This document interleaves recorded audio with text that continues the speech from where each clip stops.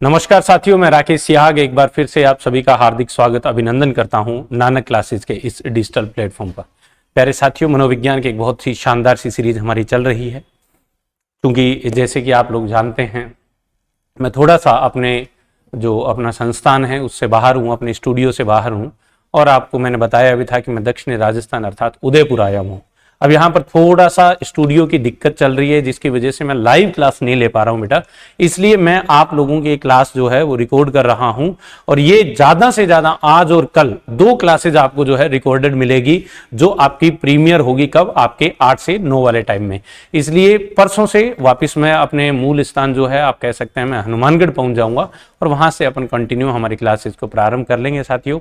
इसलिए बहुत ही महत्वपूर्ण चर्चा के साथ मैं आज आप लोगों से फिर से मुखातिब हुआ हूँ। जैसा कि आप लोग थंबनेल से देख पा रहे हैं कि अपन जो आज पढ़ने वाले हैं वह हमारा टॉपिक रहने वाला है मनोविज्ञान की विधियाँ, यानी किस तरीके से मनोविज्ञान या शिक्षा मनोविज्ञान के माध्यम से बालक के व्यवहार का अध्ययन किया जाता है, उसमें वांछित यानी जो चाहते हैं वह परिवर्तन किया जा सकता है। ठीक है प्यारे साथियों, इसलिए आज अपन इस टॉपिक को प्रारंभ कर रहे हैं। तो मैं उम्मीद करता हूं कि आप उसी जो है वाइब्स के साथ आज की क्लास से जुड़ेंगे, जिस तरीके से अपन हमेशा जुड़ते आए हैं। क्योंकि ये 1-2 दिन का एडजस्टमेंट है बेटा, क्लास कैंसिल नहीं हो, आप लोगों का रूटीन बना रहे, आप लोगों को बिल्कुल भी निराशा नहीं हो, इस चीज़ को लेकर ही हम ये प्रयास कर रहे हैं। और उस दिन की भांति मैं भी आप लोगों के साथ 8 से 9 के बीच में इस क्लास से जुड़ा रहूँगा। इसलिए प्यारे साथियों, आइए क्लास को प्रारंभ करते हैं। देखिए, हमने जैसे आज जो टॉपिक पढ़ना है वह है बेटा शिक्षा मनोविज्ञान की विधियां। क्या पढ़ेंगे? शिक्षा मनोविज्ञान की विधियां पढ़ने वाले हैं बेटा अपन आज। देखिए, पहले तो ये जरूरी है कि साहब हमें इन विधियों को पढ़ने की आवश्यकता क्यों पड़ी, हमें इन विधियों को पढ़ने की आवश्यकता क्यों पड़ी, पहले तो ये समझना जरूरी है। क्या रीजन रहा कि हमें जरूरत पड़ी कि हम शिक्षा मनोविज्ञान की विधियों को पढ़े। देखो बेटा, आप पूरा मनोविज्ञान पढ़कर, पूरा मतलब शिक्षा और शिक्षा मनोविज्ञान पढ़कर आए हो, और इससे पहले आपने मनोविज्ञान के इतिहास और अतीत को देखा। तो हमने कहा था कि मनोविज्ञान जो है वह है व्यवहार का अध्ययन करता है। किसका? व्यवहार का अध्ययन। और हम जो है वो किसको पढ़ाने वाले हैं? हम पढ़ाने वाले हैं विद्यार्थियों को या बालकों को। किसको पढ़ाने वाले बेटा? विद्यार्थियों को। ऐसे में आप सोच के देखो, जो विद्यार्थियों के व्यवहार का अध्ययन करे, जो विद्यार्थियों के व्यवहार का अध्ययन करे, उसी को अपन क्या कहेंगे? शिक्षा मनोविज्ञान। भाई समझ गए ना, मनोविज्ञान का मतलब व्यवहार का अध्ययन और शिक्षा का मतलब विद्यार्थियों को पढ़ाना। तो जो ऐसा कोई मनोविज्ञान जो विद्यार्थियों के व्यवहार में वांछित परिवर्तन करे, वह क्या कहलाएगा? शिक्षा मनोविज्ञान कहलाएगा। इसका मतलब सर, जितनी भी विधियां हम पढ़ेंगे किसके अंदर? इन विधियों के अंदर पढ़ेंगे, उन विधियों के माध्यम से बालकों के व्यवहार का अध्ययन होगा। किसका अध्ययन होगा? बालकों के व्यवहार का अध्ययन होगा। ये वाली बात समझ में आ गई क्या? बालकों के व्यवहार का क्या होगा बेटा? अध्ययन होगा। एक चीज। तो दूसरी, आप याद करो, अपन पढ़ रहे थे मनोविज्ञान की प्रकृति। प्रकृति में अपन ने मनोविज्ञान को कहा था कि मनोविज्ञान विधायक विज्ञान है। मनोविज्ञान क्या है? विधायक विज्ञान है। और हमने कहा था मनोविज्ञान जो है नियामक विज्ञान नहीं है, नियामक विज्ञान नहीं है। कब? जब अपन ने क्या बात करी थी? मनोविज्ञान की। लेकिन याद रखना प्यारे साथियों, शिक्षा मनोविज्ञान जो है वो विधायक भी है और नियामक भी है। ये बहुत अच्छे से समझना। केवल मनोविज्ञान विधायक है, नियामक नहीं है। लेकिन शिक्षा मनोविज्ञान की प्रकृति कैसी है? विधायक और नियामक है। विधायक का मतलब क्या था? याद करो, हमने कहा था जो कारणों के ऊपर बल दे, और नियामक का मतलब क्या था? जो नियमों से बंधा हुआ हो। तो याद रखना, मनोविज्ञान नियमों से बंधा हुआ नहीं है, लेकिन शिक्षा मनोविज्ञान जो है वो नियमों से बंधा हुआ है, और शिक्षा मनोविज्ञान जो है वो कारणों की खोज पर भी बल देता है। इसलिए प्यारे साथियों, शिक्षा मनोविज्ञान की प्रकृति हम क्या कह देंगे? ये विधायक और नियामक दोनों है। मैं फिर से रिवाइज कर रहा हूं, इस तरीके का प्रश्न आता है और आप गलत करके आते हैं बेटा, एक बार फिर से समझना। यदि आ जाए कि मनोविज्ञान की प्रकृति कैसी है, विधायक है, एक नियामक है, तो हम कहेंगे सर ये विधायक है, नियामक नहीं है। लेकिन शिक्षा मनोविज्ञान की प्रकृति कैसी है? तो हमारा आंसर बनेगा कि सर ये विधायक भी है और नियामक भी है। तो यहां तक की भी बात क्लियर हो जाती है। अच्छा, अब बात आती है कि सर हमें आवश्यकता क्यों पड़ी, विधियों की आवश्यकता क्यों पड़ी? तो पहले तो ये ध्यान रखना कि जो शिक्षा मनोविज्ञान है ये शिक्षक और बालकों के मध्य का स्थिति होती है। इसका मतलब ये है प्यारे साथियों कि किसी भी तरीके से बालक के व्यवहार का अध्ययन करना, यानी पहली तो आवश्यकता है बालक के व्यवहार का, बालक के व्यवहार का अध्ययन करके उसमें वांछित परिवर्तन करना। उसमें क्या करना? वांछित परिवर्तन करना। कल एक बच्चे ने प्रश्न पूछ रखा था कमेंट बॉक्स में कि सर भारत में शिक्षा मनोविज्ञान की शुरुआत कब हुई है बेटा? तो 1920 के आसपास मानी जाती है। कब से मानी जाती है? 1920। तो आप भी क्या मानेंगे बेटा? 1920। वापिस आ जाओ। हमने कहा बालक के व्यवहार का अध्ययन करना, भाई मनोविज्ञान है इसलिए व्यवहार का तो अध्ययन करेगा, लेकिन शिक्षा मनोविज्ञान है इसलिए किसका अध्ययन करेगा? बालक का। और फिर उसमें वांछित परिवर्तन का मतलब होता है जैसा हम चाहते हैं वैसा परिवर्तन करना। यानी जैसा हम चाहते हैं उस तरीके का परिवर्तन आप कब कर सकते हैं? बिल्कुल कब कर सकते हैं? जब आपने शिक्षा मनोविज्ञान का अध्ययन किया हो। और क्या रीजन हो सकते हैं सर? देखो, अगर शिक्षक जो होगा उसको अगर शिक्षा मनोविज्ञान का ज्ञान है तो वह अपने द्वारा करवाए जाने वाले शिक्षण में अधिगम को क्या करेगा? प्रभावशाली बना सकेगा। शिक्षण में अधिगम को प्रभावशाली बनाने में सहायक। शिक्षण में अधिगम को प्रभावशाली बनाने में सहायक। बताइए, क्लियर है क्या? यानी बालकों के व्यवहार का अध्ययन भी किया जा सकता है और उसमें वांछित परिवर्तन भी किया जा सकता है। दूसरी बात हमने लिखा है कि अधिगम को प्रभावशाली बनाने में सहायक। और तीसरी बात क्या है? अच्छा, जरूरी नहीं है बेटा कि मैं आपको 3 बता दूं तो आप कह दो सर 3 ही होते हैं। कि नहीं बेटा, मैं तो आपकी एक स्थिति क्लियर कर रहा हूं कि अपन कम से कम 15-16 विधियां पढ़ने वाले हैं। इन विधियों के माध्यम से क्या होता है? इन विधियों के माध्यम से बालक के व्यवहार को समझा जाता है और फिर उसमें परिवर्तन किया जाता है। यानी बालक के व्यवहार को समझ के परिवर्तन करने में ही शिक्षा मनोविज्ञान की विधियों की क्या होती है? महत्वपूर्णता होती है। इसलिए प्यारे साथियों, मैं 2-3 बिंदुओं के माध्यम से बस आपका एक औचित्य क्लियर कर रहा हूं कि आपको क्या समझना है। ठीक है, क्लियर है बात सभी को? अच्छा, और क्या हो सकता है? शिक्षक के द्वारा स्वयं की मन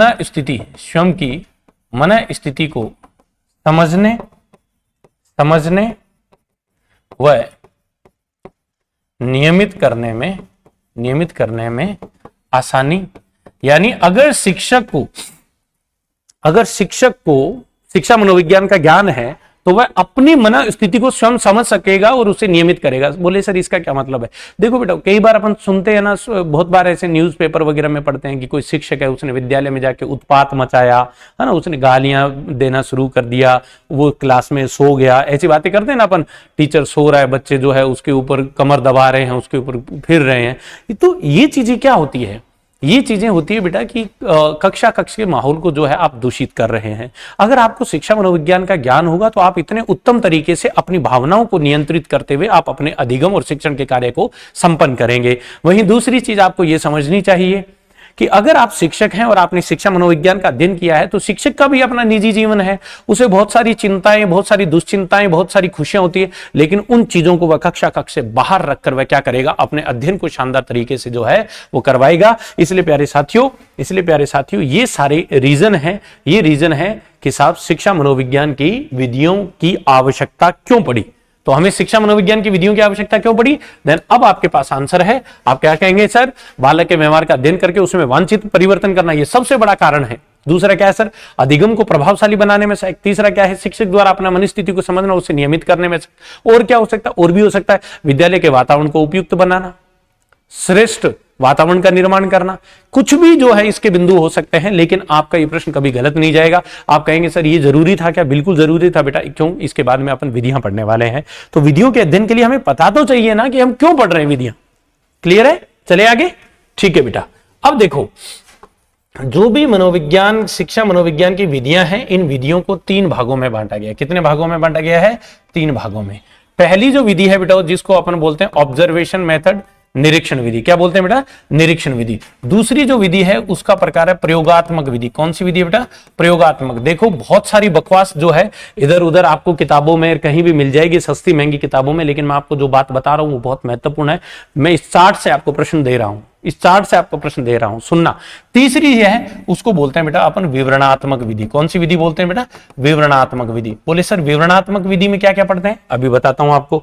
देखो बेटा, देखिए, अगर आप निरीक्षण विधि के माध्यम से क्या कर रहे हैं, आप अगर अध्ययन करवा रहे हैं तो इसका बालक के व्यवहार का अध्ययन कर रहे हैं, तो इसका मतलब आपके पास दो विधियां हैं।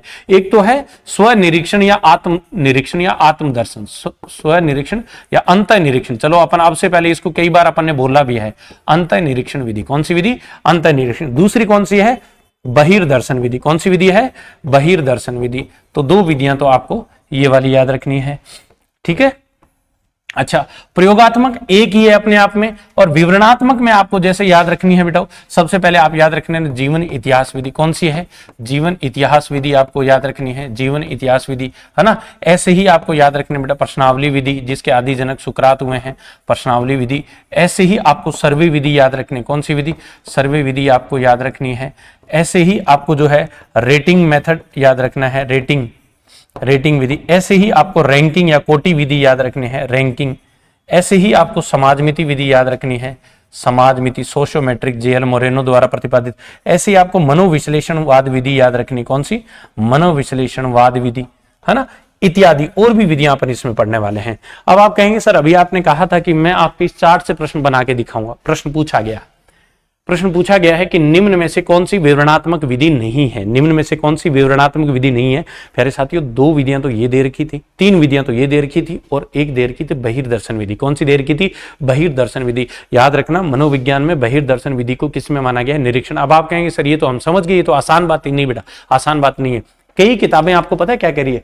मनोविज्ञान की विधियां 1 number, 2 number, 3 number, 4 number, 5 number, 6 number, 7 number, 8। मतलब आपको 10 की 12 की जितनी विधियां हैं आपको एक साथ बता दी। आप ये तय ही नहीं कर पा रहे कि ये विधि जो है ये निरीक्षण विधि है, ये विधि जो है ये प्रयोगात्मक विधि है, क्या है कॉन्सेप्ट, क्या है, आप समझ ही नहीं पा रहे।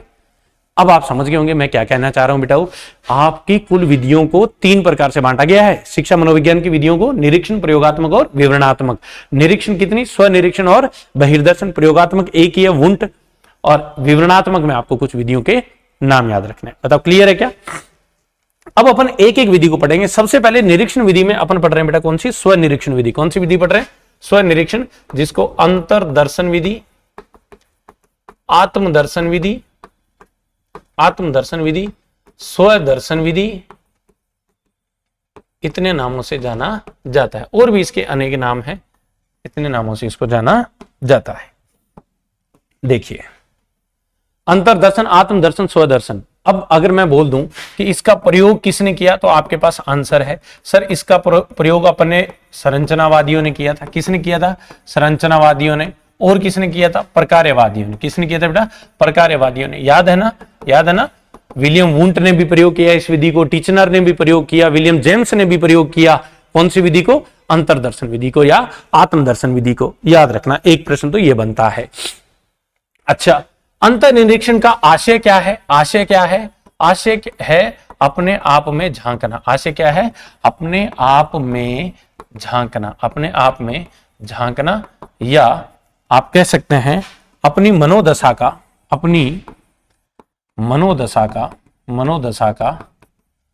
वर्णन स्वयं करना। अपनी मनोदशा का वर्णन स्वयं करना, यह क्या हो सकता है? इस विधि का आशय हो सकता है। यानी अंतर्दर्शन या आत्मदर्शन, स्वदर्शन विधि है जिसका प्रयोग संरचनावादियों ने किया था, प्रकार्यवादियों ने किए थे, और जिसका मतलब होता है अपने आप में झांकना या अपनी मनोदशा का वर्णन स्वयं करना। बताओ क्लियर है क्या? अच्छा, फिर बात आती है कि क्यों प्रयोग किया गया? तो याद रखना, प्रयोग किया गया आप कह सकते हैं कि चेतन अनुभूतियों के अध्ययन के लिए। आपको एक एक बात याद आ रही होगी। चेतन अनुभूतियों के अध्ययन हेतु जितनी मैं चीज बता रहा हूं उतनी चीज लिख लेना बेटा आप तो। चेतन अनुभूतियों के अध्ययन हेतु प्रयोग किया गया। अब क्या होती है चेतन अनुभूति? ये बेटा अपन पीछे भी पढ़कर आ चुके हैं। इसका मतलब सर इस विधि के समर्थक कौन रहे होंगे? तो आपको अच्छे से देखना है, इस विधि के समर्थक कौन रहे होंगे तो आपको समझना है। जैसे वुंट ने भी इस विधि का समर्थन किया था, जेम्स ने भी इस विधि का समर्थन किया था, टिचनर ने भी इस विधि का समर्थन किया था, स्टाउट ने भी इस विधि का क्या किया था बेटा? समर्थन किया था। क्लियर है क्या सभी को? क्लियर है बेटा? जी मैम, ठीक।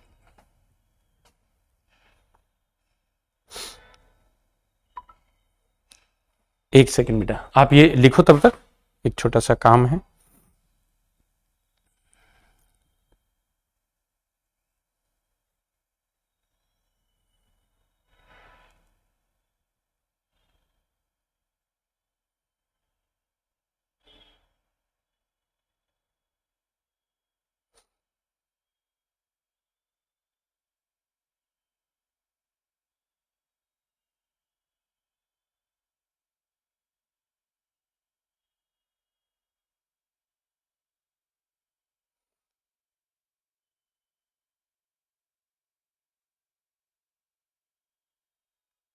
ठीक है, क्लियर होगी बात सभी को? ठीक है, बिल्कुल सही है, बिल्कुल सही है।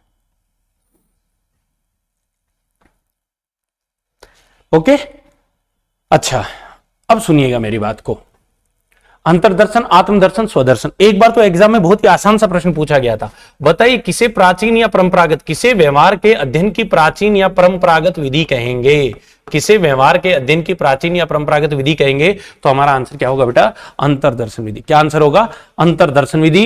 अंतरदर्शन विधि का प्रयोग संरचनावादियों ने किया था। क्यों किया था सर? चेतन अनुभूतियों के अध्ययन के लिए। इसका समर्थन किसने किया? वुंट ने, जेम्स ने, टीचनर ने, स्टाउट इत्यादि ने इसका समर्थन किया। इसका आशय क्या है? अपने आप में झांकना, अपनी मनोदशा का वर्णन स्वयं करना। क्लियर होगी बात सभी को यहां तक? अब देखिए, एक कथन बहुत बार पूछा जाता है, रोस का कथन, इसी विधि के संदर्भ में। और वह रोस का कथन क्या है? सुनो, इस विधि में किसी यंत्र, इस विधि में किसी यंत्र या प्रयोगशाला की आवश्यकता नहीं होती। यंत्र या प्रयोगशाला की आवश्यकता नहीं होती, आवश्यकता नहीं होती है। अतः यह खर्चीली नहीं है। अतः यह विधि कैसी नहीं है बेटा? खर्चीली नहीं है। कितनी बढ़िया बात है। जेएस रोस जो है वह कहते हैं कि इस विधि में किसी भी यंत्र की आवश्यकता नहीं है। कहने का मतलब अपना अध्ययन करना है, अपने व्यवहार का अध्ययन करना है मुझे, तो मुझे किसी यंत्र की जरूरत नहीं है। अपनी आंखें बंद करूंगा, आंखें खोलूंगा तो मुझे पूरी दुनिया दिखती है, लेकिन जब मैं आंखें बंद करता हूं तो मैं स्वयं को देख पाता हूं कि मैं क्या हूं, मेरा सामर्थ्य क्या है, मेरी चेतन शक्तियां क्या है, मेरी योग्यता क्या है, मेरी क्षमता क्या है, मेरी कमियां क्या है, कमजोरियां क्या है, मैं हर चीज का अध्ययन कर पा रहा हूं।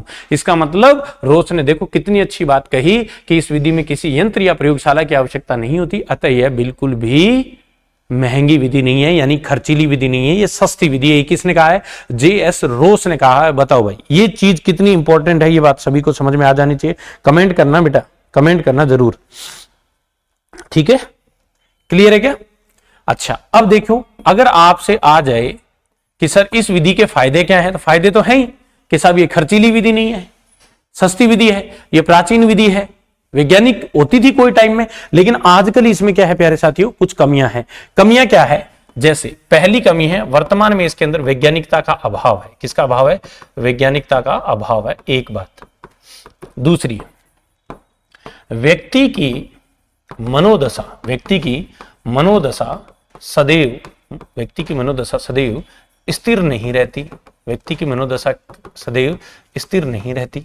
ठीक है, केवल मनुष्य के व्यवहार का ही अध्ययन संभव,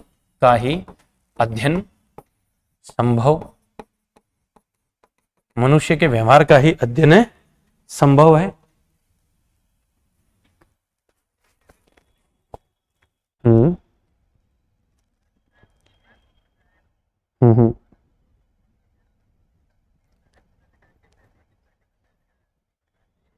ठीक ठीक, ये हाँ हाँ चलो,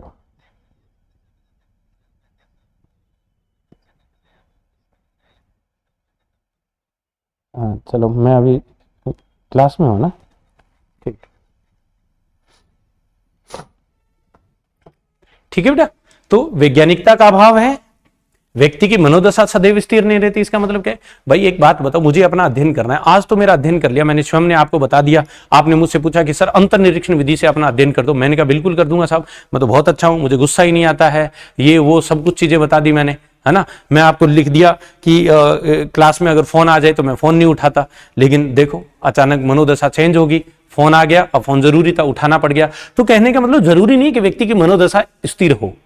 मैं कह दूं मुझे गुस्सा नहीं आता और अगले चौराहे पे जाते मेरी गाड़ी टच हो जाए और मुझे सामने वाले पे गुस्सा आ जाए, मैं उसके साथ लड़ाई कर लूं, इतने में तुम आ जाओ, बोले सर अभी तो तुम कह रहे थे कि साहब मेरी मनोदशा जो है वो बहुत शांत है, मुझे गुस्सा नहीं आता, आपकी तो देख लो। तो कहने का मतलब क्या है कि साहब अंतर निरीक्षण विधि जो है वह यहां पर कारगर साबित नहीं होगी, व्यक्ति की मनोदशा स्थिर होता ही। ठीक है। अच्छा, और अपन क्या कह सकते हैं? अपन कह सकते हैं कि सामान्य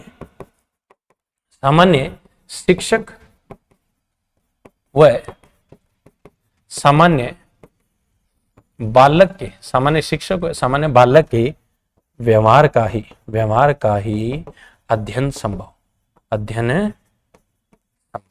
सामान्य शिक्षक व सामान्य बालक के व्यवहार का ही अध्ययन क्या है बेटा? संभव है इस विधि के माध्यम से। बताओ भाई, एक बार ये रोज का कथन याद है ना, किसी यंत्र की आवश्यकता नहीं होती, खुद का अध्ययन करना कोई यंत्र नहीं चाहिए, इसलिए सस्ती विधि। किसने कहा? रोस ने याद रखना, गलती मत कर देना। दो कथन बताऊंगा, डगलस और हॉलैंड का एक अलग कथन है, रोज का कथन अलग है। रोज सस्ती विधि होने का समर्थन करते हैं और इसमें कमियां याद रखना, और भी बहुत सी कमियां हैं जिनकी वजह से ही तो ये संरचनावाद वाली अवधारणा समाप्त हुई थी। याद करो 19वीं सदी पढ़कर आए ना अपन। तो वैज्ञानिकता का अभाव था, व्यक्ति की मनोदशा सदैव स्थिर नहीं रहती, केवल मनुष्य के व्यवहार का अध्ययन संभव है, सामान्य शिक्षक व सामान्य बालक के ही व्यवहार का अध्ययन संभव है। इसका मतलब अगर कोई शिक्षक ऐसा है जो असामान्य, कोई बालक ऐसा है जो असामान्य, उसके व्यवहार का अध्ययन संभव नहीं है। क्यों अध्ययन संभव नहीं है? अरे भाई, जो व्यक्ति असामान्य है उसका क्या अंतर निरीक्षण करेगा? वो क्या अपना विवरण बता देगा कि मैं सही हूं? मान के चलो आप किसी गली में कोई पागल पड़ा है, आप उसको जाके बोलो भैया अपने बारे में बताना, क्या बताएगा? समझ सकते हो ना कैसी कैसी बातें करेगा तुमसे। तो सामान्य शिक्षक व सामान्य बालक के व्यवहार का अध्ययन संभव, कौन सी विधि के माध्यम से? अंतर निरीक्षण। रटने की चीज नहीं होती बेटा, रटने की चीज नहीं होती। तुम तो इतना देखो मैंने क्या बताया, अंतर निरीक्षण विधि का मतलब खुद के बारे में बताना, अपने आप में झांकना। भाई मैं तुमसे पूछूं, हालांकि देखो सबसे बढ़िया बात क्या, इसको समझना बेटा, अगर मुझे तुम्हारे व्यवहार का अध्ययन करना है ना, तो मेरे पास दो ऑप्शन है, या तो मैं तुम्हारे पीछे लग जाऊं और तुम्हारे एक एक व्यवहार को देखूं कि इतने बजे उठता है, इतने बजे ये लाइब्रेरी जाता है, ये इतने से इतने घंटे पढ़ाई करता है, सारी बातें लिखूं। एक तरीका तो ये है। एक मैं तुमसे कह दूं यार तुम बता दो अपने बारे में, तो हालांकि सबसे अच्छी बात यह है कि तुम खुद को जितना अच्छे से जानते हो ना उतना कोई नहीं जान सकता, उतना अच्छे से कोई नहीं जान सकता। लेकिन बेटा आज के समय में व्यक्ति अपनी केवल अच्छी बातें ही जो है वो बताएगा, अपने बारे में गलत अवधारणाएं नहीं बताएगा। तो ये इसमें क्या है बेटा? कमियां है, और इन कमियों की वजह से यह विधि क्या हो जाती है? समाप्त हो जाती है। तो यहां पर आपको एक कथन याद रखना है बेटा, डगलस और हॉलैंड का। किसका? डगलस व हॉलैंड का कथन। डगलस व हॉलैंड का कथन। ये क्या कहते हैं? इन्होंने कहा कि हालांकि यह वैज्ञानिक विधि थी, हालांकि यह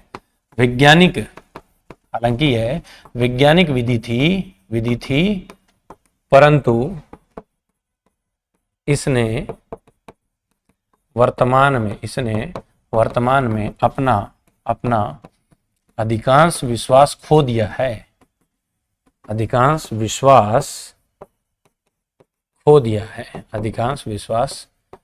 दिया है। क्लियर होगी? डगलस व हॉलैंड के अनुसार। ये बात किसने कही है बेटा? डगलस और हॉलैंड ने। कितनी अच्छी बात की। इन्होंने कहा कि भैया देखो, हालांकि ये वैज्ञानिक विधि थी, वैज्ञानिक विधि का मतलब इसमें कोई कमी नहीं थी, लेकिन आज इस विधि ने अपना विश्वास जो है वो खो दिया है। बिल्कुल बताओ भाई, क्लियर है क्या? बताओ, यहां तक की बात बताओ, इंपॉर्टेंट बातें क्लियर है ना बेटा? बिल्कुल ओके ठीक है। कमेंट कर दो भाई, कमेंट कर दो, मैं आप लोगों को कमेंट पढ़ लूंगा बेटा। तो देखो वापिस आ जाओ हमारी चर्चा पे। हम पढ़ रहे हैं कौन सी विधि? विधियों में स्व निरीक्षण अंतर निरीक्षण विधि हमारी कंप्लीट हो गई है। ये सारी बातें हमें अंतर निरीक्षण के बारे में याद रखनी है बेटा। जो आपको अच्छी लगे वो वाली बात जो है नोट कर लेना, जो आपको अलग दिखे। उसके बाद में अपन कौन सी पढ़ेंगे बेटा? कौन सी पढ़ेंगे? अपन पढ़ेंगे बहिर्दर्शन विधि। कौन सी पढ़ेंगे? बहिर्दर्शन विधि। ठीक है, तो आ जाइए अपन पढ़ते हैं बहिर्दर्शन। अपन पढ़ते हैं अवलोकन विधि। कौन सी विधि पढ़ते हैं? अवलोकन विधि। अपन पढ़ते हैं परीक्षण विधि। कौन सी विधि पढ़ते हैं? परीक्षण। अपन पढ़ते हैं निरीक्षण विधि। कौन सी पढ़ते हैं? निरीक्षण विधि। इसको भी निरीक्षण ही कहा जाता है बेटा, है ना? यानी ये थोड़ा सा अलग तरीके का निरीक्षण, ये कोई दूसरा व्यक्ति कर रहा है। तो ये हम कौन सी विधि पढ़ रहे हैं बेटा? दूसरी विधि पढ़ रहे हैं। अच्छा, पहला प्रश्न तो ये कि इस विधि का प्रतिपादन किसने किया? प्रतिपादन किसने किया इस विधि का? तो याद रखना जेबी वाटसन ने। याद है ना बेटा? व्यवहारवाद का संप्रदाय याद है ना? 1913 में जेबी वाटसन ने स्थापित किया था। तो जेबी वाटसन ने ही बहिर्दर्शन विधि का प्रयोग किया है। अब बताने की जरूरत नहीं, बहिर्दर्शन मतलब व्यवहार का अध्ययन कोई अन्य व्यक्ति करे, व्यवहार का अध्ययन स्वयं नहीं करना, अध्ययन किसी अन्य व्यक्ति द्वारा किया जाए, किसी अन्य व्यक्ति द्वारा किया जाए, व्यवहार का अध्ययन किसी अन्य व्यक्ति द्वारा किया जाए तो उसको अपन क्या बोलेंगे बेटा, क्या बोलेंगे, बहिर्दर्शन, अवलोकन, परीक्षण या निरीक्षण विधि। क्लियर है क्या, बताओ यहां तक क्लियर है? ठीक है, तो इसका प्रतिपादन किसने किया है, जेबी वाटसन ने। किसने किया बेटा, जेबी वाटसन ने। एक एग्जाम में आ गया था, इसके समर्थक कौन है, हालांकि सारे व्यवहारवादी इसके समर्थक है, लेकिन सबसे प्रबल समर्थक अगर किसी ने किया है तो वह अल्बर्ट बांडुरा ने किया है। किसने किया है, अल्बर्ट बांडुरा, क्योंकि अल्बर्ट बांडुरा ने एक सिद्धांत दिया था, अवलोकनात्मक सिद्धांत। कौन सा सिद्धांत दिया था बेटा, अवलोकनात्मक सिद्धांत। याद रखना, वह सिद्धांत किसकी देन है, अल्बर्ट बांडुरा की देन है, इसलिए अल्बर्ट बांडुरा इस सिद्धांत का क्या करते हैं बेटा, समर्थन करते हैं। यानी जो निरीक्षण विधि है और कौन सा बहिर्दर्शन जो है, इस बहिर्दर्शन के सबसे ज्यादा समर्थक अगर कोई है तो वो कौन है, अल्बर्ट बांडुरा साहब है। कौन है बेटा, अल्बर्ट बांडुरा साहब है। अच्छा, एक एग्जाम में प्रश्न आ गया था कि बहिर्दर्शन विधि है, इसने किसको स्थापित किया था, प्रतिस्थापित किया था, तो याद रखना इस विधि ने अंतरदर्शन विधि को, उसके स्थान पर ही तो आई थी, याद करो, अंतरदर्शन विधि को प्रतिस्थापित किया था, सब्स्टिट्यूट किया था, यानी उसको हटा दिया था, उस विधि को क्या कर दिया था, हटा दिया था। बताओ क्लियर होगी बात सभी को? तो ये कौन सी विधि होगी बेटा, आपकी बहिर्दर्शन। अच्छा, अभी कंप्लीट नहीं हुई, अब देखना, इस पे दो बातें आपको याद रखनी है। एक मनोवैज्ञानिक जिसके बारे में आप जानते हैं, जिनका नाम है कोल्सनिक। अब देखो, थोड़ा सा विधि के सेंस को समझना। इस विधि में क्या हो रहा है, बालक के अध्ययन का जो बालक के व्यवहार का अध्ययन बालक स्वयं नहीं कर रहा, उसके व्यवहार का अध्ययन कोई दूसरा व्यक्ति कर रहा है, यानी प्रयोगकर्ता, परीक्षणकर्ता कर रहा है। इसका मतलब दूसरा व्यक्ति जो है वो उसके ऊपर नजर रख रहा है। तो साहब इस विधि के अनुसार, इस विधि में कोल्सनिक के अनुसार निरीक्षण के प्रकार पूछे गए हैं। अगर पूछ लिया जाए कोल्सनिक के अनुसार निरीक्षण विधि के प्रकार कितने होते हैं, या मैं कह दूं अवलोकन विधि के प्रकार। कौन सी विधि बेटा, अवलोकन विधि के प्रकार। तो कोल्सनिक के अनुसार अवलोकन विधि के प्रकार, तो याद रखना कोल्सनिक ने अवलोकन विधि जो बताई है ना बेटा, दो प्रकार की बताई है।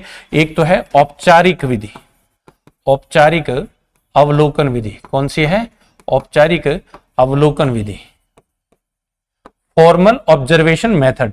एक बताइए अनौपचारिक, कौन सी बताइए, अनौपचारिक अवलोकन विधि। एक कौन सी बताइए, अनौपचारिक अवलोकन विधि। क्लियर होगी?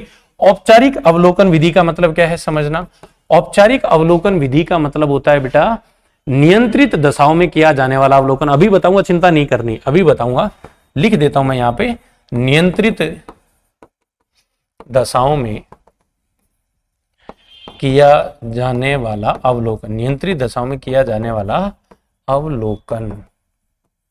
एक चीज ये क्या है सर, नियंत्रित दशाओं के बाहर किया जाने वाला, नियंत्रित दशाओं के बाहर किया जाने वाला अवलोकन। बोले सर जैसे, इसमें तो लिख लो बेटा, इसमें तो लिख लो जैसे कक्षा कक्ष, कक्षा कक्ष, और इसमें लिख लो जैसे परिवार, खेल का मैदान, खेल का मैदान इत्यादि। बोले सर अब थोड़ा सा समझा दो। देखो कोल्सनी कहते हैं कि भैया ऐसा है, ये जो तुम अवलोकन विधि की बात कर रहे हो ना, ये अवलोकन विधि दो प्रकार की होती है, यानी किसी भी व्यक्ति के व्यवहार का अध्ययन तुम्हें अगर करना है तो तुम दो प्रकार से उसके व्यवहार का अध्ययन कर सकते हो, दो प्रकार से उसके व्यवहार का अध्ययन कर सकते हो। क्लियर होगी? अच्छा, पहला अध्ययन तो क्या है कि तुम उसके व्यवहार का अध्ययन कर सकते हो नियंत्रित दशाओं में। कैसे कर सकते हो? नियंत्रित दशाओं में। इसका मतलब क्या हुआ, मान लो किसी बच्चे के माता पिता ने आपसे कहा कि सर आप हमारे बच्चे पे नजर रखना और बताना कि ये क्या कर रहा है, पढ़ाई वढ़ाई करता है कि नहीं करता। समझ गए मेरी बात को? तो तुमने बालक के ऊपर कक्षा कक्ष में तो नजर रख सकते हो। तो वो जो तुम्हारा निरीक्षण है ना, वो कैसा है, औपचारिक निरीक्षण है। जबकि तुम उस पर नजर कक्षा कक्ष के बाहर भी रख रहे हो, क्योंकि स्कूल की या कक्षा की जो दशाएं वो कैसे नियंत्रित है, एक निश्चित टाइम आने का है, एक निश्चित टाइम जाने का है, तो दशाएं कैसी है, नियंत्रित है। लेकिन यदि तुम कक्षा कक्ष से बाहर अध्ययन कर रहे हो तो दशाएं कैसी हो जाएगी बेटा, अनौपचारिक हो जाएगी। तो ये जो दो प्रकार बताए, किसने बताए, कोल्सनिक ने। बोले सर गलत हो जाएगा क्या? देखो गलत कब होगा, जब आपसे पूछा जाएगा कि वाटसन के अनुसार, किसके अनुसार, वाटसन के अनुसार निरीक्षण विधि के प्रकार, ये भी पूछा गया है। वाटसन के अनुसार निरीक्षण विधि के प्रकार। निरीक्षण विधि के प्रकार मैं आपको फिर बता रहा हूं, आप जो पढ़ रहे हो ना बेटा, ये बहुत इंपॉर्टेंट है। आप पढ़ जाते हो सब कुछ, लेकिन आपको उसमें डिफरेंशिएट करना नहीं आता। गलतियां उसमें एग्जामिनर क्या करवाता है तुमसे, वो चीजें आप लोगों को नहीं पता है। और मेरी कोशिश ये रहती कि मैं वैसी कुछ बातें आपको बताऊं। पहले तो ये बताओ आपको अच्छे से समझ में आ रहा है ना? आप कमेंट करते रहा करो, कमेंट करो। मैं आप लोगों के कमेंट पढ़ रहा हूं बेटा। सिर्फ 1-2 दिन के एडजस्टमेंट की बात है, और ये कोई एडजस्टमेंट नहीं है भाई। आप लोगों के लिए मैं क्लास चाहे मैं 8 से 9 लूं, मैंने आपको थोड़ा सा अभी जैसे तकरीबन 6 से 7 के बीच का समय चल रहा है, एक घंटा पहले आप लोगों को रिकॉर्ड करके जो है क्लास हम पहुंचा रहे हैं बेटा, ठीक है ना? तो वाटसन के अनुसार निरीक्षण विधि के प्रकार आपको याद रखने। याद रखना, वाटसन ने 3 प्रकार बताए। वाटसन ने कितने प्रकार बताए हैं? 3 प्रकार बताए हैं। पहला कौन सा बताया? इसने बताया सहभागी निरीक्षण। कौन सा बताया बेटा? सहभागी निरीक्षण। कौन सा बताया? सहभागी निरीक्षण। याद रखना, सहभागी निरीक्षण का मतलब होता है पार्टिसिपेटिव। सहभागी का मतलब होता है आप क्या कर रहे हैं, उसके अंदर भाग ले रहे हैं। आप क्या कर रहे हैं बेटा? उसके अंदर भाग ले रहे हैं। क्लियर हो गया? अच्छा, अगर आप भाग नहीं ले रहे हैं तो इसका मतलब असहभागी। कौन सा हो गया? असहभागी निरीक्षण। और तीसरा याद रखना है बेटा, स्वाभाविक निरीक्षण। कैसा निरीक्षण? स्वाभाविक। देखो थोड़ा थोड़ा फर्क समझ लेना। कोल्सनिक ने तो 2 प्रकार का निरीक्षण बताया और वाटसन 3 प्रकार का निरीक्षण बता रहे। वाटसन कितने प्रकार का बता रहे बेटा? 3 प्रकार का। सहभागी में तो क्या होता है? सहभागी में परीक्षणकर्ता जो होता है वह बच्चे के साथ भाग लेता है, तो सहभागी। असहभागी में परीक्षणकर्ता बच्चे के साथ पार्टिसिपेट नहीं करता, तो असहभागी। अभी बताऊंगा एग्जांपल से। स्वाभाविक में बालक को तो पता ही नहीं चलता कि उसके व्यवहार का अध्ययन किया जा रहा है और बहुत ही नेचुरल तरीके से उसके व्यवहार का अध्ययन होता है। बोले सर थोड़ा सा एग्जांपल से समझाओ। जैसे पहले स्वाभाविक को समझ लो। किसी बच्चे के माता पिता आपको बोल के गए कि सर आप हमारे बच्चे के व्यवहार का जो है अच्छे से अध्ययन करना और हमें बताना कि पढ़ने और लिखने में कैसा है। आपने कहा कोई बात नहीं सर, बिल्कुल बताएंगे। आप जो है कक्ष में आते हो, आपकी नजर उस बच्चे पर है कि ये करता क्या है, लेकिन उस बच्चे को तनिक भी एहसास नहीं है कि आप उसके व्यवहार का अध्ययन कर रहे हो। यानी न तो आपने उसको कुछ बताया, न आपने उसको कुछ हिंट दिया कि बेटा मैं तुम्हारे व्यवहार का क्या कर रहा हूं, अध्ययन कर रहा हूं। ऐसा आपने कुछ नहीं किया। बिल्कुल प्यारे साथियों, ऐसा आपने कुछ नहीं किया। आप तो केवल अपना काम कर रहे हो। क्या कर रहे हो? अपना काम कर रहे हो। बच्चे को पता ही नहीं चल रहा है ना। तो वह विधि तो कौन सी हो जाएगी? स्वाभाविक। जहां पर आप बच्चे के साथ पार्टिसिपेट करने लगे, यानी जैसे आपने खेल के मैदान में उसके व्यवहार का अध्ययन किया, आपने कक्ष में उसके व्यवहार का अध्ययन किया, उसके साथ मिलकर खेल रहे हो, तो सहभागी।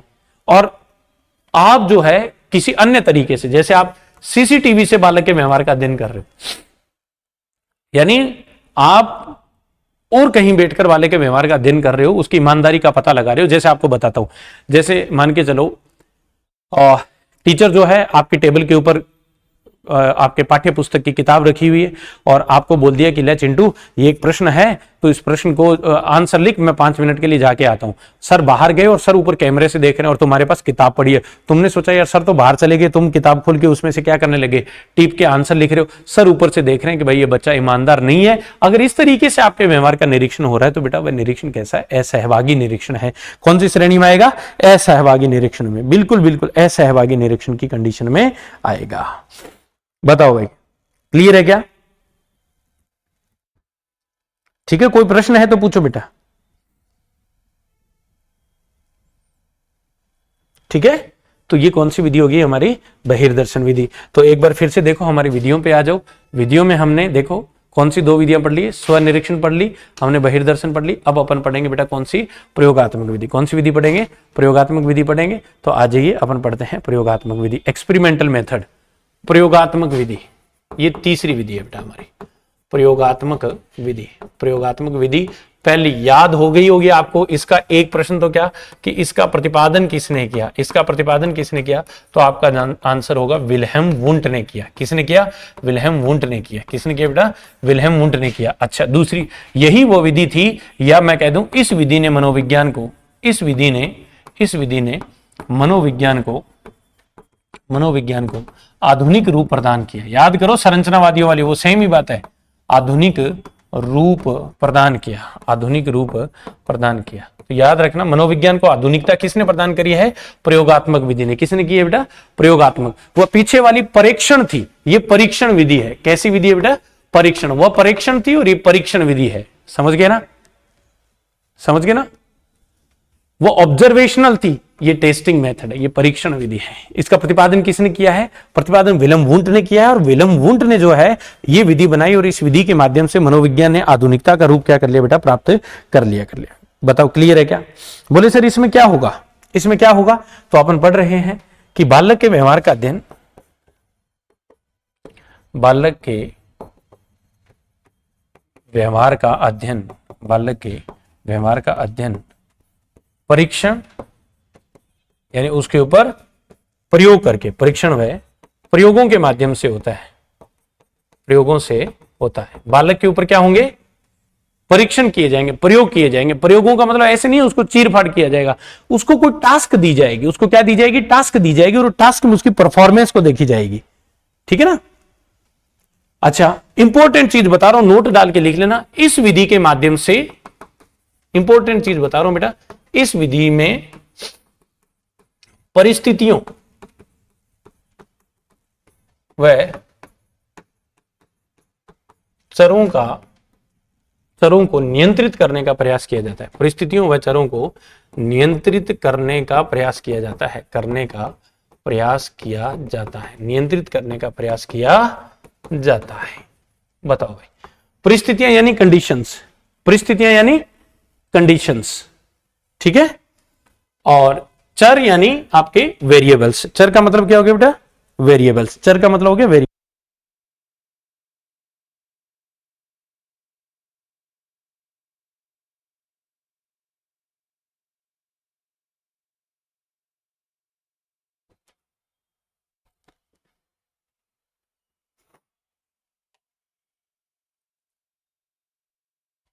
ठीक है, क्लियर हो गया? इस विधि में परिस्थितियों व चरों को नियंत्रित करने का प्रयास किया जाता है। परिस्थिति का मतलब होता है बेटा कंडीशन, चर का मतलब क्या होता है? वेरिएबल। अभी बताता हूं आपको। चर दो प्रकार के होते हैं। चर क्या होते हैं? वेरिएबल कितने प्रकार के होते हैं बेटा? दो प्रकार के होते हैं। एक होते हैं आश्रित चर, एक तो चर कौन से होते हैं? आश्रित चर। और एक चर होते हैं बेटा स्वतंत्र चर। कौन से चर होते हैं बेटा? स्वतंत्र चर।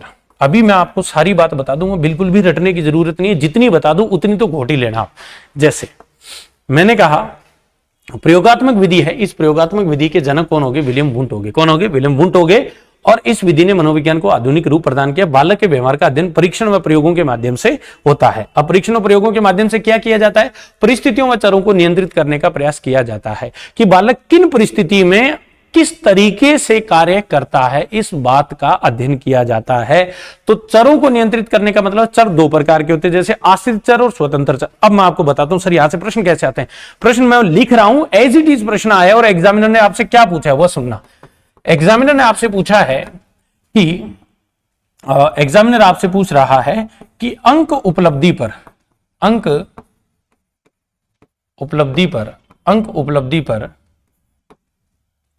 बुद्धि लब्धि का प्रभाव, बुद्धि लब्धि का प्रभाव। प्रश्न को समझना। अंक उपलब्धि पर बुद्धि लब्धि का प्रभाव, अंक उपलब्धि पर बुद्धि लब्धि का प्रभाव। अंक उपलब्धि का मतलब क्या हो गया? अंक उपलब्धि का मतलब है कि आप कितने नंबर हासिल करे हो। मान लो आपने 90% हासिल किया, आपने 80% हासिल किया, ठीक है। और बुद्धि लब्धि का मतलब क्या है? आपकी इंटेलिजेंस कितनी है, आपने कितने नंबर हासिल किए और आपकी इंटेलिजेंस कितनी है। अब अगर आपसे पूछे कि इनमें से कौन सा आश्रित चर है और कौन सा स्वतंत्र चर है, एक बार समझना, आपको इस कथन को आसान करता हूं। आपके एग्जाम में 90 नंबर आए तो 90 नंबर आना अंक उपलब्धि है तुम्हारी। क्यों आए? क्योंकि तुम इंटेलिजेंट थे। तो बुद्धि लब्धि भी एक चीज है, इंटेलिजेंस ही एक चीज है। तो दोनों में से स्वतंत्र कौन है? तो याद रखना बेटा, बुद्धि जो है वह आपका स्वतंत्र चर है। बुद्धि जो है वह क्या है? स्वतंत्र चर है। और आश्रित चर का मतलब है आपके अंक कितने आए हैं। मेरी बात समझ गए होंगे। अब जो मैं बताना चाह रहा हूं, यानी प्रयोगकर्ता जो है इस विधि के माध्यम से क्या करता है? चरों में परिवर्तन करता है, ठीक है। और चरों में परिस्थितियों में परिवर्तन करता है। परिस्थितियों में परिवर्तन करने से चर में क्या परिवर्तन आते हैं? जैसे आपको पढ़ने की बहुत अच्छी सुविधा मिली तो आपके अच्छे नंबर आ गए, आपको पढ़ने की बिल्कुल भी सुविधा नहीं मिली तो आपके बुरे नंबर आए। जैसे आपने देखा होगा, ये रिजर्वेशन की जो व्यवस्था इसीलिए तो है कि समाज के उस वर्ग को रिजर्वेशन दिया गया है जिस वर्ग के पास पढ़ने की उतनी अच्छी सुविधाएं नहीं है। तो इसका मतलब क्या है कि प्रयोगकर्ता ने मापन को थोड़ा सा क्या कर दिया बेटा, नीचे कर दिया। तो याद रखना, परिस्थिति व चरों को नियंत्रित करने का प्रयास, ये लाइन रट जाओ, अगर तुम्हें समझ में आ जाए तो ठीक है, अदरवाइज ये लाइन रट जाओ। पहली लाइन तो क्या कि वह कौन सी विधि है जिसमें परिस्थिति व चरों को नियंत्रित करने का प्रयास किया जाता है, प्रयोगात्मक विधि। वह कौन सी विधि है जिसने मनोविज्ञान को आधुनिक रूप प्रदान किया, प्रयोगात्मक विधि। वह कौन सी विधि है जिसके माध्यम से आश्रित चर और स्वतंत्र चर को नियंत्रित किया जाता है, प्रयोगात्मक विधि। अगर प्रश्न आ जाए कि एक छात्र के उच्च अंक उपलब्धि के ऊपर बुद्धि लब्धि का प्रभाव देखा जाए तो कौन सा आश्रित है और कौन सा स्वतंत्र है, तो याद रखना तुम्हारी बुद्धि स्वतंत्र है, बुद्धि इंटेलिजेंट है, तो इंटेलिजेंसी की वजह से अच्छे नंबर आ रहे हैं, तो जिसकी वजह से अच्छे नंबर आ रहे हैं वह स्वतंत्र चर है, और जो हो रहा है वह आश्रित चर है। यानी तुम्हारे अच्छे अंक लाना बुद्धि के ऊपर निर्भर है, तुम्हारे अंक लाना बुद्धि के ऊपर निर्भर है, तो अंक तुम्हारी आश्रित चर हो गए। बताओ ये वाली कहानी बताओ, क्लियर होगी क्या? अंक तुम्हारे लिए क्या हो गए? आश्रित चर हो गए। बताओ यहां तक कहानी बताओ भाई, सभी को क्लियर है क्या? बताओ बेटे, बिल्कुल बताओ भाई, बिल्कुल बताइए, बताइए, बिल्कुल बिल्कुल, ठीक है। तो ये हमारी हो जाती है कौन सी विधि बेटा? प्रयोगात्मक विधि। तो देखो दो विधियां आपने पढ़ ली है। पहली तो आपने निरीक्षण विधि पढ़ ली थी, निरीक्षण विधि पढ़ ली थी, और दूसरी आपने प्रयोगात्मक विधि पढ़ ली है। अब अपन चल रहे हैं बेटा तीसरी विवरणात्मक विधि। कौन सी विधि पढ़ेंगे अब अपन? विवरणात्मक विधि। विवरणात्मक विधि, और विवरणात्मक विधि में आपको सबसे पहले वाली विधि याद रखनी है, और सबसे पहले वाली जो विधि है बेटा उस विधि का नाम है जीवन इतिहास विधि। क्या नाम है? जीवन इतिहास विधि, केस स्टडी मेथड। इंग्लिश में अपन लिखेंगे case study method, case study method, जीवन इतिहास विधि, जीवन इतिहास विधि। जितनी चीजें बता दूं उतनी बातें घोटते जाना। अब अपन पढ़ रहे हैं विवरणात्मक विधि। कौन सी विधि पढ़ रहे हैं? विवरणात्मक। विवरणात्मक विधि में अपन ने सबसे पहले कौन सी विधि है? जीवन इतिहास विधि। याद रखना, इसका मतलब क्या है कि बच्चे के जीवन का पता करना है, यानी भूतकाल से लेकर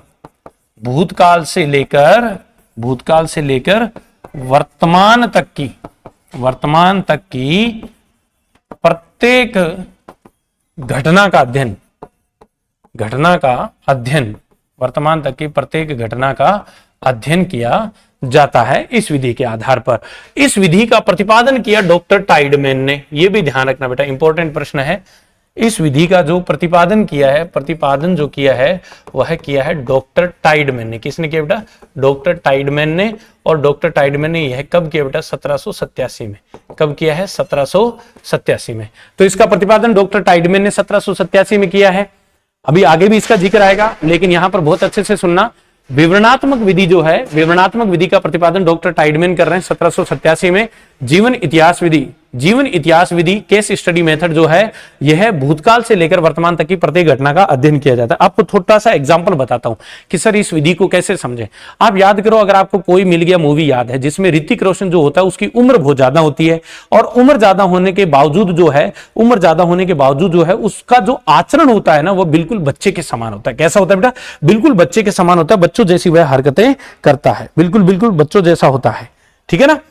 तो ऐसे में आपने देखा होगा कि जब उसके पेरेंट्स उसको डॉक्टर के पास लेके जाते हैं, उसकी माता रेखा जो होती है वो डॉक्टर के पास लेकर जाती है, तो डॉक्टर पूछता है कि आप इसके जीवन के बारे में कुछ बताओ कि क्या कुछ हुआ था। तब वो बताती है कि साहब एक बार बचपन में मैं ऐसे गाड़ी में जा रही थी अपने पति के साथ, एक यूएफओ यानी एक तस्तरी, उड़न तस्तरी आके हमारी गाड़ी से टकराती है और मैं पेट के बल गिरी थी। उस दिन ये ऋतिक मेरे पेट में था, तो इसके दिमाग पे चोट लगी और ये समस्याग्रस्त हो गया। इसका मतलब क्या है प्यारे साथियों? आपने देखा होगा उस मूवी के अंदर कि जब उसके दिमाग पर चोट लगती है तो उसके दिमाग में कुछ ऐसी समस्याएं पैदा हो जाती है, और उन समस्याओं का इलाज जो है वो कौन सी विधि के माध्यम से किया जाता है? जीवन इतिहास विधि के माध्यम से। तो अब इसमें क्या कर देंगे कि साहब अपन कह सकते हैं मंदबुद्धि बालक कौन से बालकों के लिए जरूरी है? मंदबुद्धि बालकों के लिए जरूरी है। अच्छा, प्रतिभाशाली बालकों के लिए भी, प्रतिभाशाली बालक जो होते हैं ना, टैलेंटेड, उनके अंदर भी कुछ दिक्कत होती है, ऐसे में उन बच्चों को समस्या आ जाए तो उनका भी इलाज करवा सकते हैं। समस्यात्मक बालक, कई बालक ऐसे होते हैं जिनको प्रॉब्लम रहती है ना, खुद प्रॉब्लम होते हैं, तो ऐसे बालकों के व्यवहार का अध्ययन किया जा सकता है कि व्यवहार का अध्ययन व निदान जो है वह किस विधि के माध्यम से संभव है? किस विधि के माध्यम से संभव है प्यारे साथियों? जीवन इतिहास विधि के माध्यम से। मेरे ख्याल से आप समझ गए होंगे कि किसी बच्चे को डॉक्टर के पास लेके गए कि डॉक्टर साहब ये इस तरीके की हरकत करता है, तो डॉक्टर है ना पूछेगा भाई इसके बचपन से लेकर अब तक की मुझे सारी बातें बताओ, दिक्कत क्या है?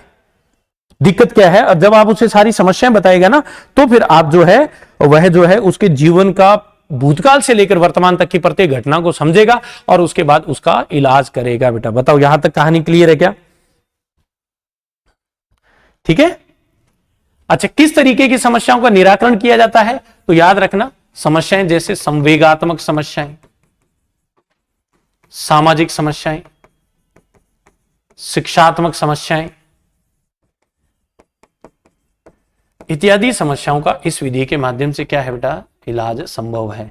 जैसे संवेगात्मक समस्या मतलब अत्यधिक क्रोध करना, बात बात पे गुस्सा आता है, चिड़चिड़ा है ना, अत्यधिक आवेश में आ जाता है, चीजें तोड़फोड़ करता है, तो ये तो संवेगात्मक है। सामाजिक मतलब लड़कियों के साथ छेड़खानी करता है, लड़कियों का पीछा करता है ना, हर किसी के ऊपर ईव टीजिंग करता है, तो ये समस्याएं हैं, तो सामाजिक समस्याएं हैं। शिक्षात्मक मतलब पढ़ने में कमजोर है ना, कितना भी पढ़ा दो 5 मिनट से 2 मिनट से ज्यादा याद नहीं रहता या तुरंत इसको समझ नहीं आता, तो ये सारी कैसी समस्याएं हैं बेटा, ये इसकी शिक्षात्मक समस्याएं हैं। बताओ भाई, क्लियर है क्या? बताओ, ठीक है। तो ये हमारी होगी कौन सी, विवरणात्मक विधि की पहली विधि होगी बेटा जीवन इतिहास विधि। विवरणात्मक विधि की दूसरी विधि पढ़ रहे हैं बेटा अपन, बहुत इंपॉर्टेंट। अब छोटी छोटी विधियां, ज्यादा कुछ याद नहीं रखना। प्रश्नावली विधि पढ़ रहे हैं। कौन सी विधि पढ़ रहे हैं बेटा? प्रश्नावली विधि। याद रखना, 2 प्रश्न तो बनते हैं। पहले तो यदि पूछ लिया जाए प्रश्नावली विधि के आदि जनक कौन हुए हैं, तो हमारा आंसर होगा प्रश्नावली विधि के आदि जनक सुकरात हुए हैं। एक बात यदि पूछ लिया जाए प्रश्नावली विधि का मनोविज्ञान में सर्वप्रथम प्रयोग, मनोविज्ञान में सर्वप्रथम प्रयोग किसने किया, तो मैं आपको बता देता हूं, आगे भी पढ़ेंगे, इंटेलिजेंसी वाले चैप्टर में आएगा और वहां पर मैं जिक्र करूंगा दोबारा। मनोविज्ञान में इसका सर्वप्रथम प्रयोग 1918 में हुआ था और करने वाला कौन था? वुडवर्थ। कौन था बेटा? वुडवर्थ ने किया था। वुडवर्थ ने जो है फौजियों को, जो फौजी थे अमेरिकन आर्मी के, उन फौजियों के ऊपर प्रयोग किया था। कौन सा? प्रश्नावली विधि का। सर इस विधि में क्या होता है, एक बहुत बड़े वर्ग के विचार जानने हेतु जरूरी। देखो मेरी बात सुनो, जैसे मान के चलो आपको 10-5 लोगों से विचार जानने हैं कि भाई मार्केट में क्या चल रहा है ना। जैसे अपन एक एग्जांपल लेते हैं कि भाई जैसे अपन ये चाहते हैं कि ये जो दहेज लोभी होते हैं, जो दहेज के लिए हत्या कर देते हैं, जला देते हैं बच्चियों को, इन लोगों को क्या करना चाहिए, इनको फांसी दे देनी चाहिए क्या? मान के चलो एक समस्या है। अब इस समस्या के समाधान के लिए अपन जो है वो हजारों लाखों लोगों के राय जानना चाहते हैं, तो क्या हमारे पास, एक बात बताओ, क्या हम इनका इंटरव्यू ले सकते हैं, साक्षात्कार ले सकते हैं क्या? नहीं ले सकते। तो फिर हमने क्या कर दिया, हमने एक प्रश्नावली तैयार कर दी। हजारों लोगों का हमें टेस्ट करना है, बहुत बड़े वर्ग की हमें राय जानने की आवश्यकता है, क्योंकि आप बहुत छोटे वर्ग की राय जानोगे ना तो वो राय गलत हो सकती है। इसलिए कई बार होता है ना, चुनाव में अपन देखते हैं एग्जिट पोल गलत हो जाते हैं, कई चुनाव में एग्जिट पोल सही हो जाते हैं। तो सही हो रहे हैं इसका मतलब आपने बहुत बड़े समुदाय का निरीक्षण किया है, और अगर गलत हो रहे हैं इसका मतलब आपने 10, 5, 20, 50, 100 लोगों से पूछा होगा और उसके आधार पर आपने एग्जिट पोल बता दिए होंगे। तो याद रखना बेटा, जब आपको एक बहुत बड़े वर्ग की राय जाननी हो तो आपके लिए कौन सी विधि है? प्रश्नावली विधि क्या रहती है बेटा? जरूरी रहती है। प्रश्नावली विधि जो है ये आपके लिए जरूरी है। तो कई बार आ जाता है कि प्रश्नावली विधि जो है वो किसके स्थान पर काम में ली जाती है? तो साक्षात्कार विधि के स्थान पर, साक्षात्कार विधि के स्थान पर।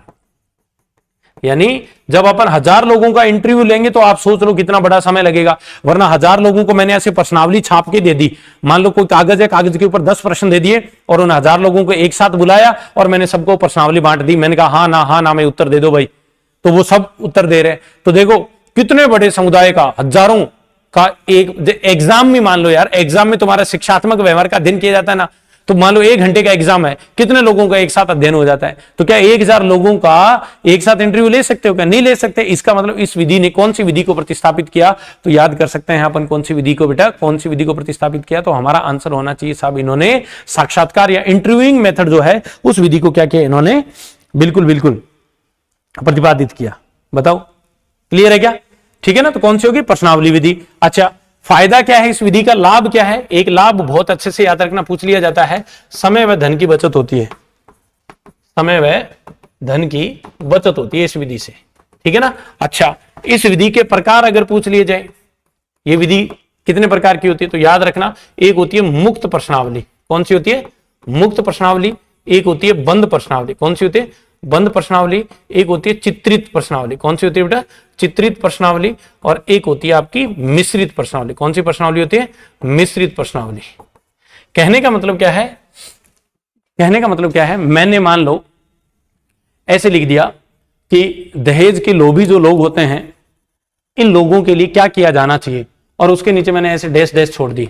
आप अपनी पसंद का उत्तर लिख रहे हैं, आप उसकी पसंद, अपनी पसंद का उत्तर लिख रहे हैं, इसका मतलब आप कुछ भी लिख सकते हैं। तो कैसी प्रश्नावली? मुक्त प्रश्नावली। लेकिन मैंने कह दिया क्या दहेज के लोभियों को फांसी दी जानी चाहिए, हां या ना, तो आप हां या ना में से एक को टिक करेंगे, तो इसका मतलब बंद प्रश्नावली है। कैसी है? बंद। ऐसे अगर चित्र देकर कुछ पूछा जाए तो चित्रित प्रश्नावली। ऐसे ही अगर चित्र भी हो, कुछ प्रश्न खुले वाले भी हो, कुछ बंद वाले भी हो, तो वो मिश्रित प्रश्नावली। कैसे बेटा? मिश्रित प्रश्नावली। तो बताओ भाई, ये वाली कहानी समझ में आ गई क्या सभी को? बिल्कुल, ये वाली कहानी समझ में आ गई क्या? बताओ भाई सभी, बताओ क्लियर है क्या यहां तक? ठीक है क्या? तो ये कौन सी होगी बेटा? आपकी प्रश्नावली विधि। कौन सी होगी? प्रश्नावली विधि। क्लियर है क्या? बताओ यहां तक सभी। कोई भी प्रश्न हो तो पूछ सकते हो बेटा, बिल्कुल बिल्कुल, कोई भी प्रश्न हो तो पूछ सकते हो। ठीक है, तो आज कुछ विधियां पढ़ ली हैं, शेष विधियों को अपन कल की क्लास में पढ़ेंगे। मैं उम्मीद करता हूं कि भले ही मैं ये लाइव क्लास नहीं ले रहा हूं, लेकिन मैंने पूरे लगन से जो है आप लोगों के लिए ये कंटेंट दिया है आपको, कि आप बहुत ही बढ़िया तरीके से आप अपने नोट्स बनाओ और बहुत ही खूबसूरत तरीके से आप इन चीजों को कंप्लीट करो बेटा। विधियों से पक्का एक प्रश्न आएगा और वो प्रश्न आपकी स्क्रीन से बाहर नहीं होगा। मैं उम्मीद करता हूं हमारी क्लास आपको अच्छी लगी होगी, आप नाना क्लासेस के इस प्रयास को पसंद कर रहे होंगे। बिल्कुल बेटा, मेरा निवेदन है आपसे कि एक आज की क्लास और एक कल की क्लास, कल रात्रि को मैं उदयपुर से वापिस जो है वह हनुमानगढ़ चला जाऊंगा। मैं क्यों लाइव नहीं ले पा रहा हूं, इसकी भी एक वजह बता देता हूं। क्योंकि देखो बेटा, ये कोई बड़ी बात नहीं, उदयपुर आया हूं तो मैं जिस स्टूडियो की मदद ले रहा हूं आप लोगों के लिए, वह स्टूडियो भी बिजी रहता है बेटा, है ना, वो पूरे दिन बिजी है। मतलब मैंने उनसे निवेदन किया और उन्होंने मेरे को एक जो है ये थोड़ा सा समय दिया मेरे निवेदन पे, और मैं वहीं से आप लोगों को जो है बेटा ये क्लास दे रहा हूं। ठीक है, परसों में वापस अपने स्थान पर पहुंच जाएंगे प्रातः, और सायंकालीन जो हमारे 8 बजे वाली क्लास होगी वो तो लाइव होगी बेटा। ठीक है ना, और उसमें बढ़िया तरीके से जुड़ेंगे। ठीक है प्यारे साथियों, कल मिलते हैं, तब तक के लिए नमस्कार, जय हिंद, जय भारत, राम राम सा।